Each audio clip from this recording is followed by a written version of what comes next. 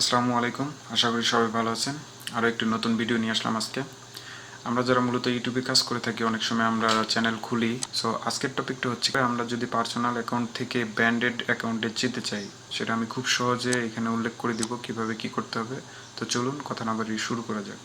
So কাজটি করতে হলে আমরা যারা মোবাইল ব্যবহারকারী এবং কম্পিউটার ব্যবহারকারী দুজনের একই প্রসেস। আমরা সর্বপ্রথম আমাদের ইউটিউব চ্যানেলে চলে যাব, যেটা আমরা পার্সোনাল অ্যাকাউন্ট থেকে ব্র্যান্ডেড অ্যাকাউন্টে ট্রান্সফার করতে চাচ্ছিলাম আর কি। তো আমরা যাওয়ার পর আমরা সিম্পলি এখানে আমরা ক্রিয়েটর স্টুডিওতে যাওয়ার জন্য যেভাবে ক্লিক করি, এখানে ডান পাশে উপরে আমাদের লোগো আইকন বা পিকচার আইকনে ক্লিক করব। চ্যানেলের ক্লিক করলে অনেকগুলো অপশন পাবো। আমরা এখান থেকে চলে যাব একদম নিচে সেটিংস অপশন আছে, সেটিংস অপশনে ক্লিক করে দিব। সেটিং অপশনে গেলে আমরা এখানে অনেকগুলো অপশন পাবো। তার মধ্যে আমাদের নামটা দেখতে পারতেছেন, লোগো দেখতে পারতেছেন। এর নিচে আছে হচ্ছে আপনার ভিউ অ্যাডভান্স সেটিংস। আমরা এখানে ক্লিক করে দেব। তো আমি ক্লিক করে দিলাম। ক্লিক করে দেওয়ার পর এখানে অনেকগুলো অপশন দেখতে পারবেন।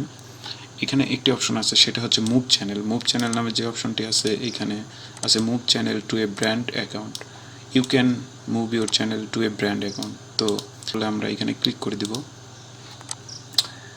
ক্লিক করে দেওয়ার পর একটু লোডিং হবে।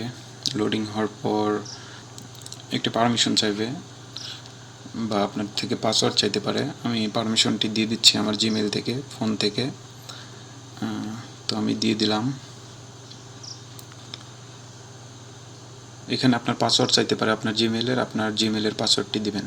তো পাসওয়ার্ডটি দেওয়ার পর আপনার এইখানে দেখাবে, এটা কাজ অলরেডি হয়ে গেছে, ইউর চ্যানেল বিং মুভড। এখানে দেখতে পাচ্ছেন ইউর চ্যানেল বিং মুভড একটা অপশন আছে। আর আপনার এখানে নাম দেখাবে, আপনার চ্যানেলের নাম, আপনার কত সাবস্ক্রাইব আছে, কয়টা ভিডিও আছে, প্লেলিস্ট সব কিছু দেখাবে। এবং এখানে আর একটি গুরুত্বপূর্ণ বিষয়, অনেকেই আমরা চ্যানেলের আইডি নাম্বার জানি না।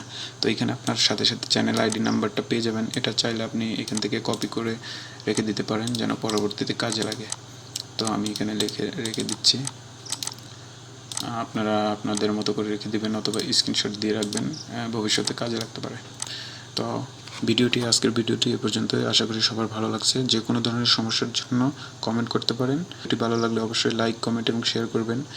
এবং যারা আজকে নতুন দেখলেন, তারা অবশ্যই আমার চ্যানেলটিকে সাবস্ক্রাইব করবেন। ধন্যবাদ সবাইকে।